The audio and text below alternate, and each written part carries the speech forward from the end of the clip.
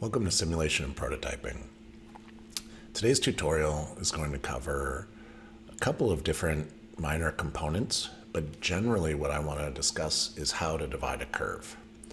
And this comes into play in a couple of different ways. What we can see on the screen is an example of something that I'm working on where I wanted to be able to divide this curve on either side using a graph.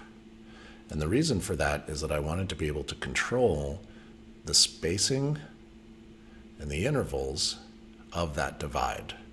And the normal way, the just simple divide curve tool, will do that based on a number. And so you get equal divisions. There is also a way to divide curve based on a dimension, but I want to show you a third way when you want to be able to kind of squeeze or expand and contract that spacing along a length. And that's exactly what's happening here with these two graphs in terms of controlling those values. So with that, I'll show you what we'll build today. Well, I did have, here's a kind of quick rendered output of the element that I just showed you. And what's consistent with it is the length of these elements, and it's just their spacing that varies. And so this might be part 2 of this tutorial. But for now, what I'll show is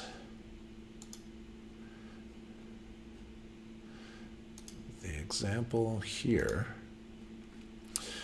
And what we'll build with this tutorial, we'll break it into a couple of different segments, but we have the ability to, here we can see dividing based on the graph, but if we start, the normal setup is dividing by division or by a number. We can divide by a specific distance, and what we can see along this edge right here is that there's a little bit of the surface that's left, and this is the remainder given the dimension, or sorry, given the distance that we're dividing by. And so we have a little bit of control with that. And then the last example here is dividing with a curve. And so if I zoom out, we can see that graph. And here we can just use different types of graphs to control the spacing and the way that this works. And then I also wanted to show it with a couple of different types of geometry. So that's a simple extrusion. Here it is with a loft, and the way that we can divide. And the other thing that I'll say is that I've been working on a couple of projects recently where we needed to divide a surface to be able to host geometry on it. And so the first step of this is taking one of the edges and dividing it, and then taking the series of iso lines or iso curves from the UV coordinates. And so here we can see that on a loft, and then I've also got it set up on a revolve. And just so we can see if that's a complete shape, the way that we can use the graph to change that spacing. And again, we'll set this up so that we can do equal dimension by a specific distance, and then by the graph. And so this is really just to show that if it's a complete surface, it does have a start and an end point along it. And so that's the way that we control that. But maybe we'll just start with a couple of simple geometries. And I'm working with a vault and had this set up to use a catenary. And I learned something recently, and I'll share that, just in terms of if you use a catenary, there's an extra step that you need to go through in order to get this to work. So we'll start with building at least 2 of these types of geometry. We'll bring this together. We'll look at dividing them. And so we'll work through 3 different types of dividing that curve so that then we can divide the surface. So why don't we get started? I'll do a new file here. I don't think it matters what unit we're in, so I'll just start with inches, I suppose. And I'll start a new grasshopper file as well. So the first thing that we'll do is we'll start, and actually in this case, I'm going to build both of these on top of one another so that when we toggle between the geometry, we don't have to change the view. So let's start with just a simple, start by putting the binoculars in there. Let's start with constructing a point. And I want to do this just so that we can maybe offset it from the origin. I don't like to put things on the origin because some things will naturally be hosted there, and I don't want to kind of lose them. So maybe I'll just do 48 inches, one point, 48 inches from the origin. So with this, let's make, what I'm going to do is build 2 points. And where we're going with this, and maybe I'll drop in this component, is the catenary. And the catenary is found under the curve and under spline as one of the types of splines. And we see that it needs 2 points, a length, and the gravity. And so what we're going to do is we'll create the 2 points from using this first point, and then we'll do a move. So we'll basically transform that first point, and let's transform it in the y direction as well. So we'll grab a y vector, and let's give that a dimension. And just because I'm not interested in varying this geometry too much or prototyping that this way, I'm just going to use the panel and drop in a 200-inch value for that. So now we have 2 points. What we can do with this is, let's see, we can easily draw a line between them, although we don't necessarily need the line for this.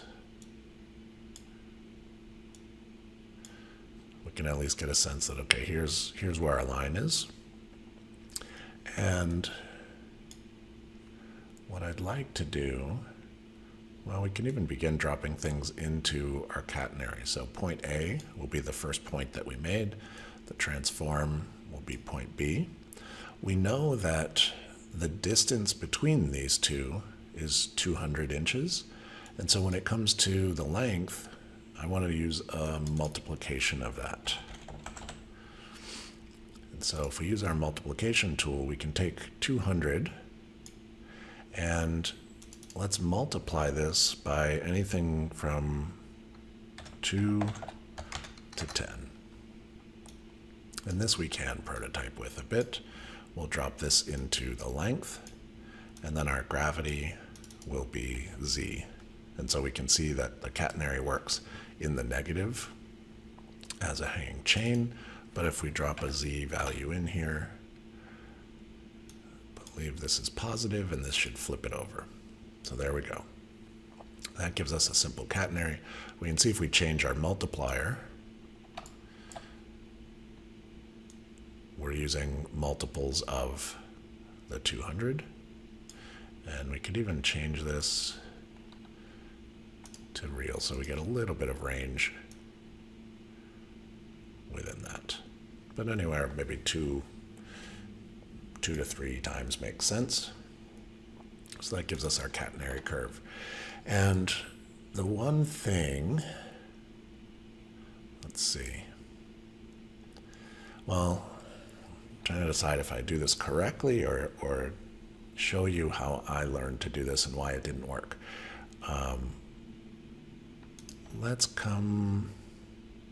Let's do this slightly incorrectly to start, and then we'll come back and it's an easy change, but let's make an extrusion.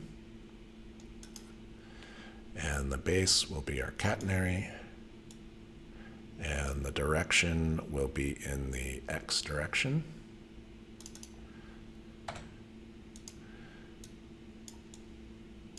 And let's give it a dimension for the X direction, maybe another 200. make it a little bit longer. We'll make it 400. So now we have a simple catenary arch that's extruded. And let's group all of these together. This is our first, actually I have to get in a better habit of naming these a little bit to begin. And maybe I'll just call this vault extrusion.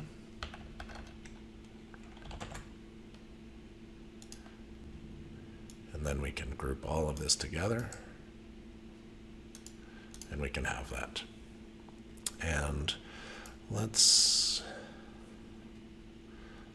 see. Let's do one.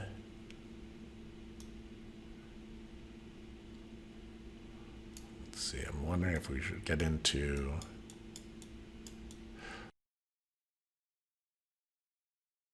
Let's set the geometry first. So let's make our loft as well. The way I'd like to make the loft is, I'm going to use catenaries as well, but maybe right on top of this, and we can hide this, all of these elements. And what I'm going to do is just draw a couple of lines, roughly in the same place, but I want 3 lines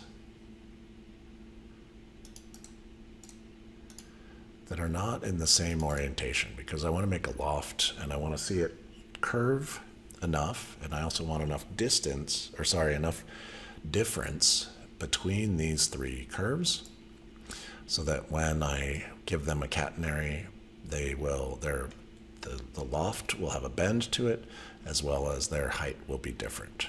So let's then capture these 3 curves with a curve component. And we can set multiple curves.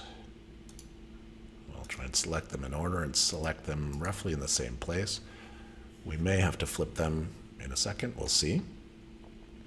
So let's take these and find the endpoints of them. So there we have the endpoints of our 3 lines. And let's find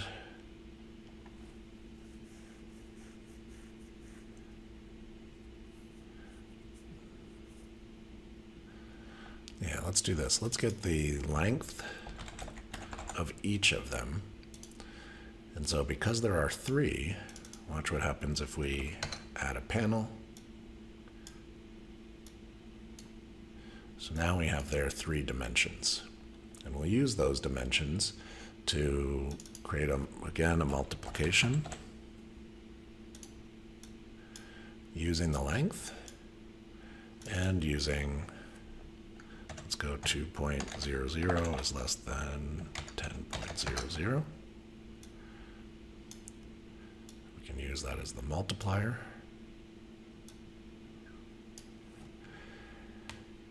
And let's create another catenary. We can even just grab the catenary and the Z, bring these down, and let's use the start points for A, the end points for B, and Z is set, and now let's plug in our length, and we can preview this, and so now we can see we have 3 catenary arches. They're different heights because it's based on the length of that first curve.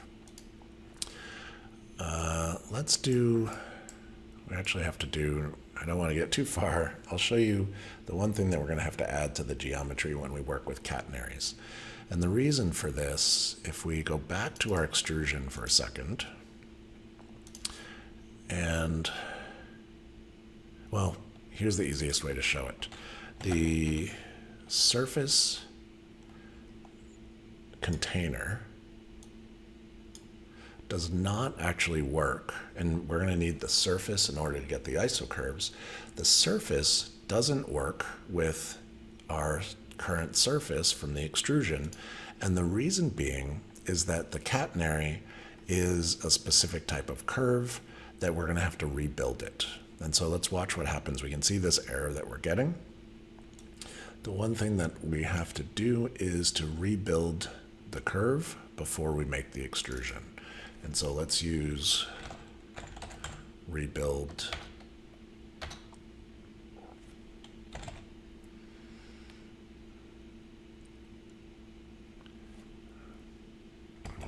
curve.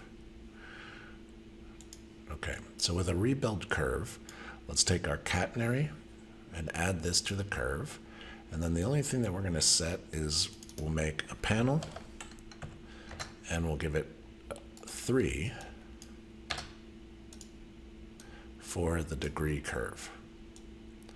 Now with that done, the difference between these two, and we can see it just slightly on the screen, we can see the difference between the extruded edge and the curve here that we just made. And so there's a little bit of difference between them, but the difference now is that when we plug this curve into here, we can see that the surface, it is actually a surface. And so without getting into too much detail about this, it's just a simple change to take that catenary curve, rebuild it, and then have it as that extrusion. And when we get to that point in a minute, I'll explain where that problem would occur. I'm going to ungroup these and then regroup them. And now we can hide that surface and we can go back to our loft for a second, which is the point again where we have to rebuild our curve. And so let's grab both the panel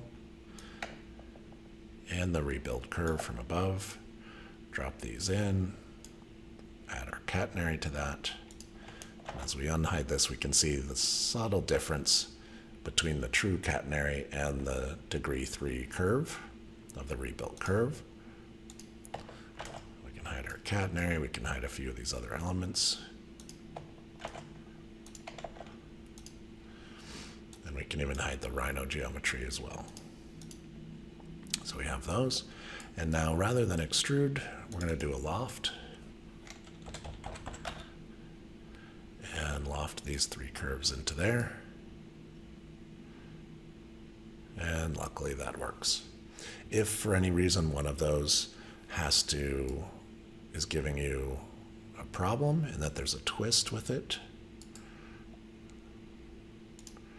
right, so if this were to be rotated and you have that twist, you can either rotate your geometry or you could also change the direction of it.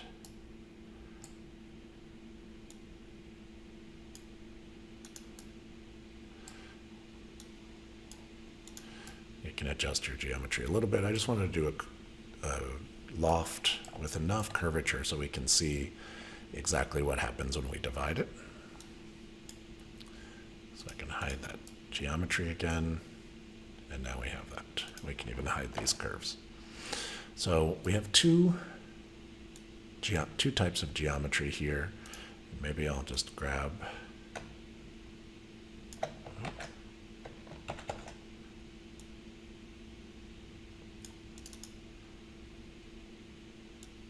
so we have vault extrusion and vault loft. I can group these together.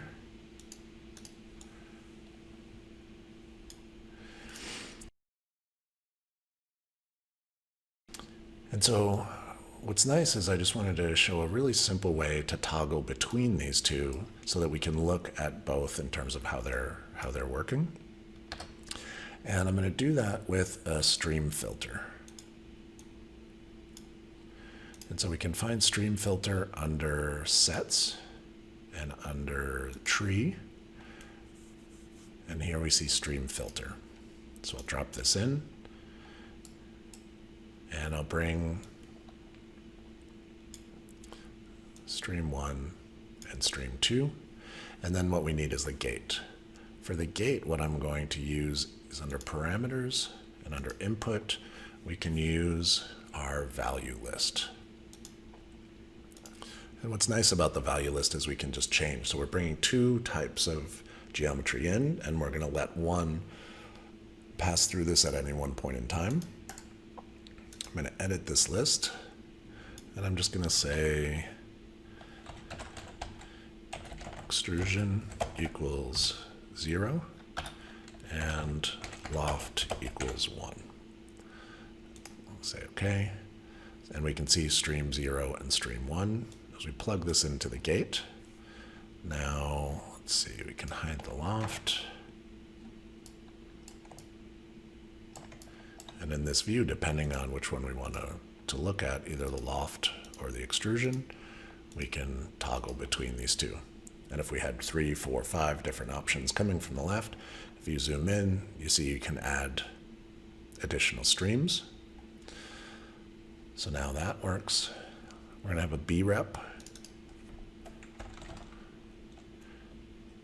container coming out of this. And actually what might be even better is to do, actually we will use B-rep. I was going to say it could be a surface, but we want, the next thing we want to do is to grab our surface and deconstruct the B-rep. Or actually we want B-rep edges. So with B-rep edges, we can plug this in, and then what we're going to get are a series of curves from the naked edges of that. So if we even hide our B-rep, now we can see our 4 curves. If we toggle back to our extrusion, we can see our edges from that. And when we have our curve coming out, what we want to do is we only want to really work, at least for this tutorial, one edge and the bottom, one of the bottom edges. So an easy way to do this, and I'll just do a panel just to show you what we have coming with that curve, are 4 curves. And so we want to be able to select one of the curves, and for this we'll use list item. And we'll plug this in. I don't like my list wrapping, so I usually turn that to false. We don't have to give an index here, because what I'm going to do, knowing that there are only 4 elements, I can just have 4 outputs from this. And so if I add a curve, we can see this is the first, the second, the third, and the fourth. In this case, I actually want the first edge, but let me just double check if that's true for the loft as well. And actually for the loft, I'm okay with that being that outside edge as well. So your curves may end up in different, maybe different, or have a different order. So there's an easy way to access this. And you can actually add a curve container for each one coming out and hide the ones you don't want.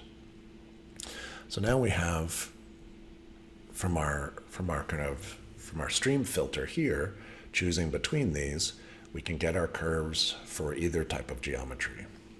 So what we're going to do now is split and develop 3 different ways to control the division of the curve.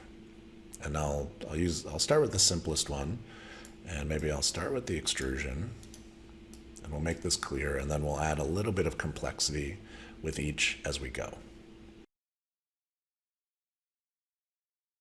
So let's start with our dividing by number.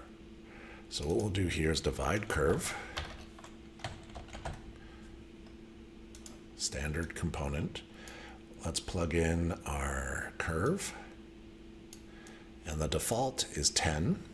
So if we want to have maybe 5 is less than 25, we can plug that into the count, and we see that those points change. And really what we're trying to do is to get some way to divide a surface into smaller components so that we could begin to map geometry into those modules or cells across that surface. And so once we have these points, and again, we can dial these up or down, more or less divisions. We can start with less divisions at this early stage.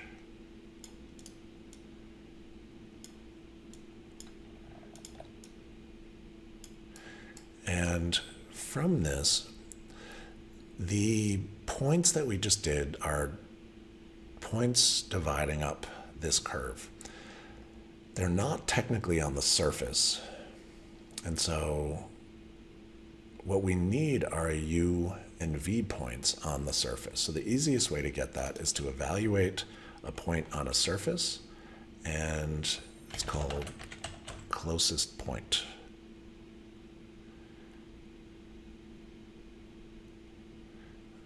Surface closest point. And we can see there's a number of other closest point options. We're going to use surface closest point. These points will be these. And then here's where we need a surface. But for now, let's pull our B-rep that's coming out of our stream filter. And because we made it so that it's a surface, it's both a B-rep and a surface. This isn't giving us any errors, so that's good. We're also not really seeing anything different, but what this is doing is making sure that these are points on the surface. And then the last step here is to get an iso curve. And so we need to pull our UV points out of this and feed it into the UV points. And then let's pull the B-rep into the surface. So now you can see we get a series of curves. If we turn on our B-rep, we can see where our surface is. And maybe even just for the sake of this, we can add a custom preview with a color swatch. We can plug in our B-rep, hide the container.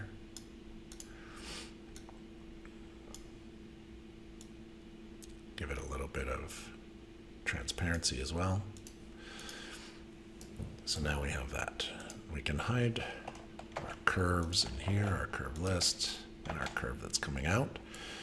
And we can hide our division points, our points on the surface. And now here we can see our division, our equal division. And so all we did is we took this length and we divided it by a number. If we want to increase this, we can do this with this slider. And if we want to change to see what this looks like with the loft, we can swap to that. And here's the difference, is that in the extrusion, all of that spacing is the same. And the reason why I wanted to use a more complex form is you can see that these are not parallel, but they're kind of equally distributing across that surface. So they're a little wider on this side and a little narrower on this side. That's going to be contingent on your geometry. But now we have nice, let's say, uniform divisions along a surface. And that can be good for most things if we're not concerned about specific dimensions. But if we were panelizing some geometry with modules or panels of specific sizes, we do want to be specific about the dimensions. And so let's look at that as an option for controlling a division with a dimension. And so let's make a new group for this before we move on.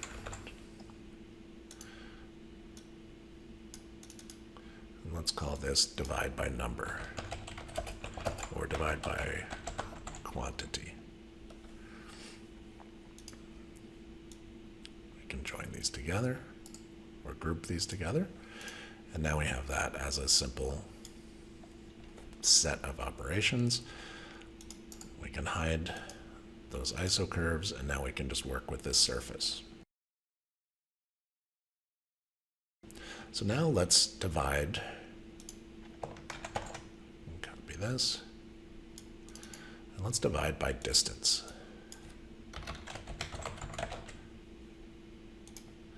And so when we divide by distance, most of our work now is done to the left. Let's use a divide length.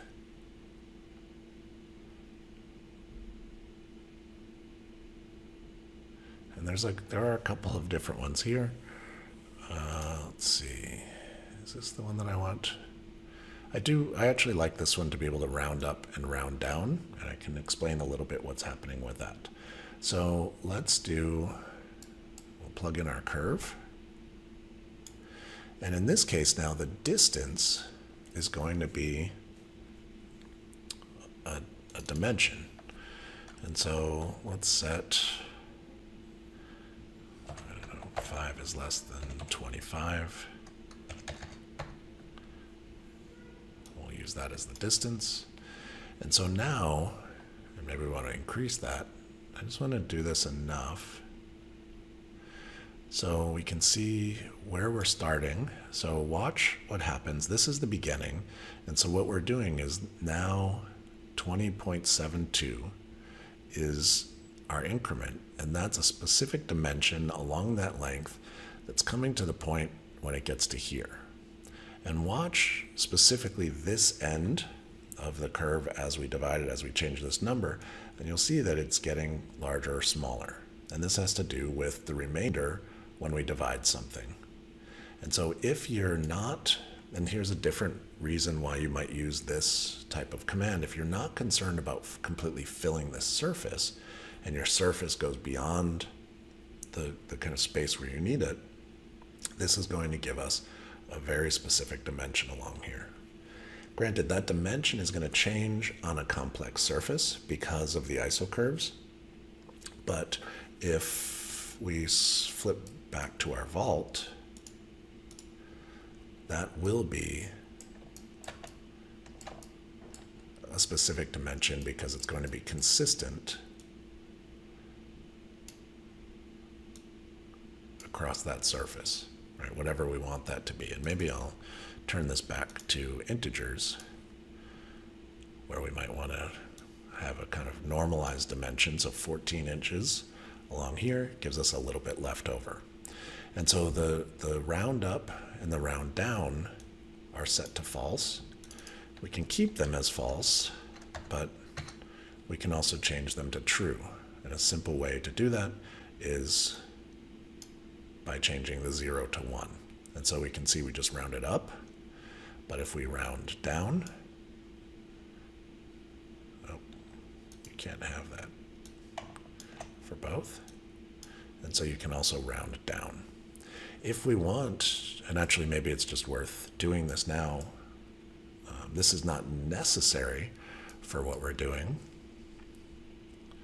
And I actually want these set to 0 in both cases. If I'm going to divide by a specific dimension, I want to divide by that specific dimension. And let's just pull a couple of these points out. And so we'll do another list item. And we'll do a +1. This is our list. Let's set the index for something in the middle. I don't know. Let's say 10.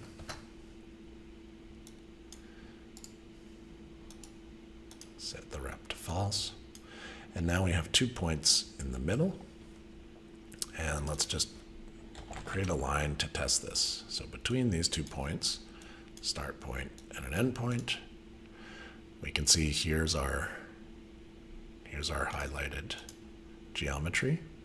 And let's just look at its length.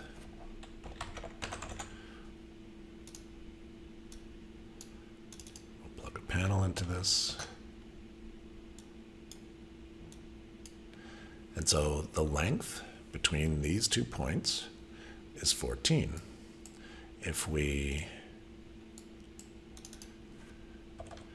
create a panel with 1, if we round up, now we can see we've rounded up we have equal division, and our length for all of them is 14.28. Same as if we were to divide by a certain number, but here we're dividing by a dimension. And if we want to round down,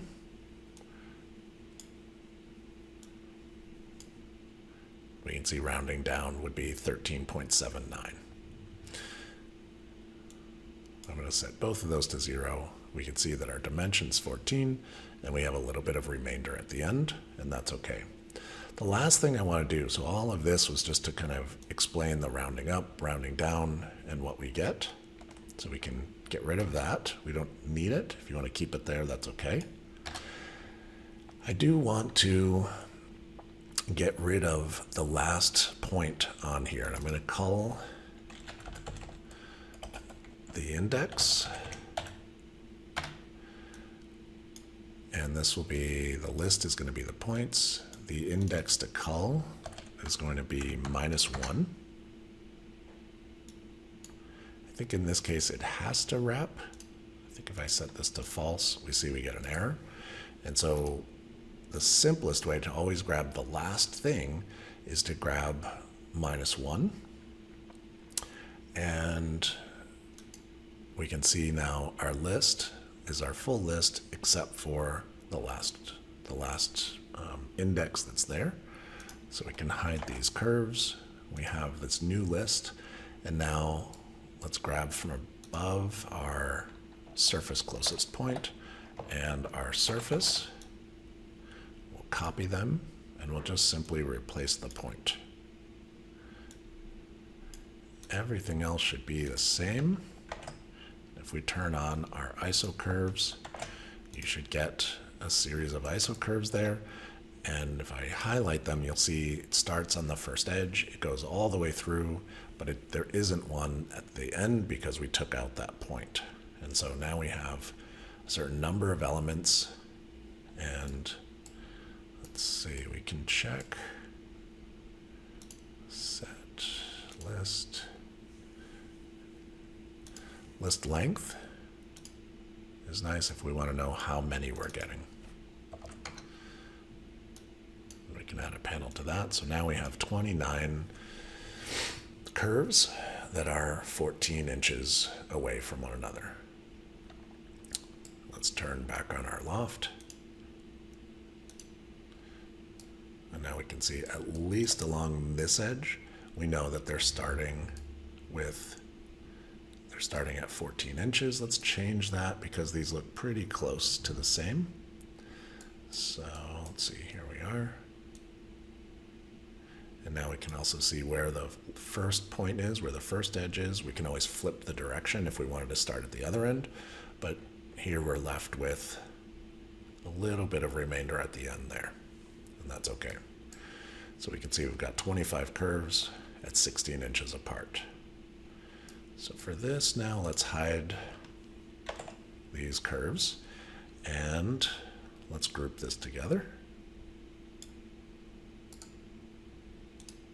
Those. And now the last one is to set up a way so that we can have non-uniform spacing of these elements.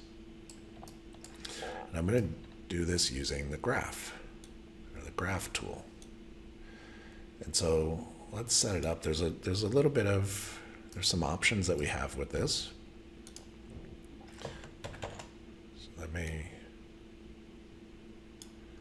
We'll call this divide by graph. And now let's start with this. Let's grab our graph, which is under parameters and input, and here's graph mapper.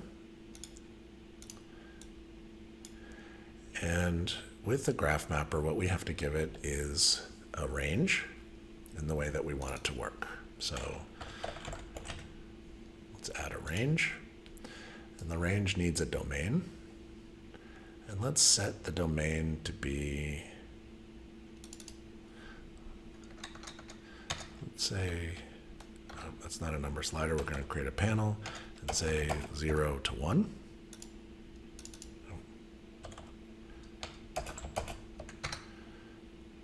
that can be plugged in as our domain, and then the steps. We can change this, but let's set a panel with 10 steps. We'll plug this in.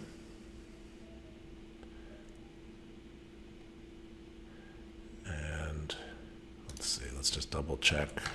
We'll have a few panels around so that we can just continue to check what we see. And that looks good. I know the next thing we have to do with our graph mapper is to actually give it a graph type. This is why nothing's here. So if you right click on it and then come down to graph types, we can see a whole bunch of different graph types.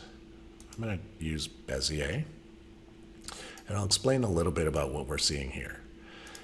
So the range is from 0, well, it's 0 to 1 in the X direction, and also in the Y direction. But the red lines that you see here vertically are the number tied to the number of steps. So if we change this to 5, now we see 1, 2, 3, 4, 5. Well, again, remember we start with 0. So 0, 1, 2, 3, 4, 5. And so what we're doing is we're essentially getting the value. So at 0, at position 0, the value is 0. At position 1, because this is linear from 0 to 1, and we can see it going from 0 to 1, that is 0.2. At position 5, it's 1. So if we were to change these,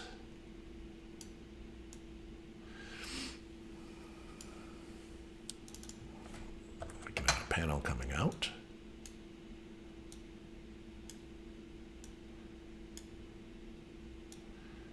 And so now at position 0, it's 0. At position 5, it's 1. And then there's values in between. If we change the Y value, and so if we double click on this and change the Y from 0 to 1, and say change this to 5, now we can see this vertical range is from 0 to 5. And so that makes sense, and that's looking good. Let's see, let's set this back to 1 though, which will make this a little easier for us in a second. So if we say from 0 to 1, now what we have is a series of values that incrementally increase from 0 to 1. And this is going to come in handy in a second, because what we can do is to use these as positions along a curve. And so let's start simply with this. And for the longest time, let's see, what we want is let's evaluate a curve. So we have our curve from above, which is here. We'll preview that. So here's our curve. If you want to find the midpoint on a curve, there's two ways to do that. We can do point on curve, and this is something that I was using quite a bit in CATIA and finding the midpoint of something. And so working with geometry, finding intersections, doing other things. And so if we use this tool, we can see it's just very simply one point on a curve, and we can set this value anywhere along its length. And I shouldn't say length, this is basically the percentage of the curve. So 0.5 is the midpoint. If I double click it, here we go. If I right click it, that's at the midpoint. And this is an okay tool, but there's not a lot of control. The tool that I would prefer to use for this is to evaluate curve. And evaluate curve lets us be a little more sophisticated with this. And again, let's plug in the curve. And then it has parameter. And so just to try this, if I say 0.5, plug that in, and this is not at the middle. this is actually a specific dimension. So if I said 200, let's see what that does. We know that our extrusion is, how long? Our extrusion is 400. And so I just put in 200, which puts it at the midpoint, but this is a specific dimension. So we can evaluate curves on a dimension, or we can do it with a percentage. And so given that we have from 0 to 1 down here, we can use that to plug it in. We get a series of points, but what we want to do, because we want to use these as a percentage, we can reparameterize our curve, and there we get a set of points. How many points do we have? We have 6 points, so we have 0 to 1 along that length. And so this is roughly at 70%, 40%, 21%, and 6%. So if we change our curve, we can see we can kind of squash them down. If this is a linear curve, they're all kind of equal. If we want to squish them to the other side, we can do that. So the graph mapper becomes a nice, simple way to set some dimensions along there.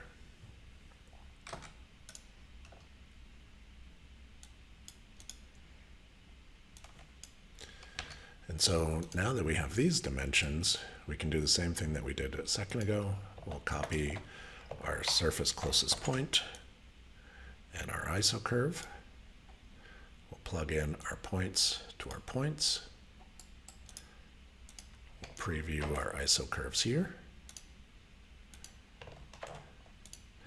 And now we get a division of curves along our surface that follow our level of control with our graph. And there's nothing to stop you from giving a specific range of numbers. Right? You could just make a panel and type in some numbers from 0 to 1. You could randomize these. You could do other things. But it's all just to say that you can have additional level of control over dividing a curve, and then as a result dividing a surface if you wanted more variation along a surface. And so let's hide this, and let's group this together. We're almost done. And just as a way to follow up and maybe reinforce the value, let's create one last stream filter that will give us a little bit more control of these outputs. So let's create a stream filter. In this case, we're going to have 3. Let's plug in our, let's see, I'm pretty sure we're V, but let's just double check. So we do want the V into 0, iso curve V into 1, and iso curve V from the graph into there. And let's set our value list again. So we'll use a value list here. We'll plug this in and right click it and edit. And let's see.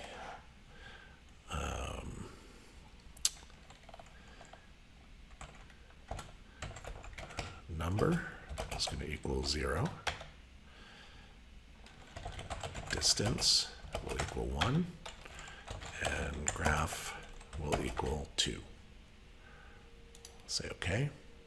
And so now we can see this is dividing by number. It's dividing by distance.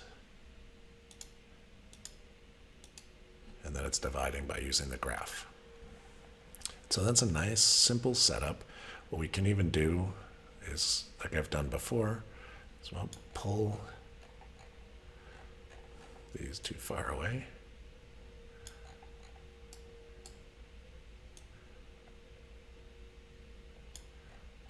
So I just like to have some of my parameters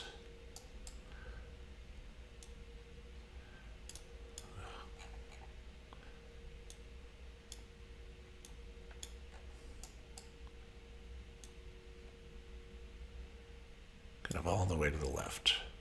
So now if I wanted to toggle between these, I can look at whether I'm looking at the extrusion or the loft, and whether or not I'm using the division number, a specific distance, or the graph for either of these two. And I could pull any of the other parameters that we have down here, and so that way I don't have to kind of constantly be scanning through this and looking at these. The last thing that you could do if you wanted to make this more actionable is we can have a curve that comes out of this and hide that. And now we're set up to begin operating on these and working on them in other ways. The same, usually what I also do is then divide these curves, right? So if we were to do that divide curve, now you can see we start to get a series of cells on the surface, and we can begin to populate that with a module. They're going to vary depending on what type of surface we're working with, depending on what we're doing. But this simple setup of dividing a curve gives you this level of control. And so I just thought it would be fun to use the stream filters to set this up, and we could look at a couple of different options in terms of geometry, using the catenary, and then looking at 3 different ways to divide a curve, which ultimately will give you a lot of control when you want to begin working on a surface. And we'll do subsequent tutorials that explain more about this. But for now, I think that's a good place to stop. Let me know if you have any questions, and I hope you have some fun with this, and I hope this is really useful for the projects that you're working on. Thanks.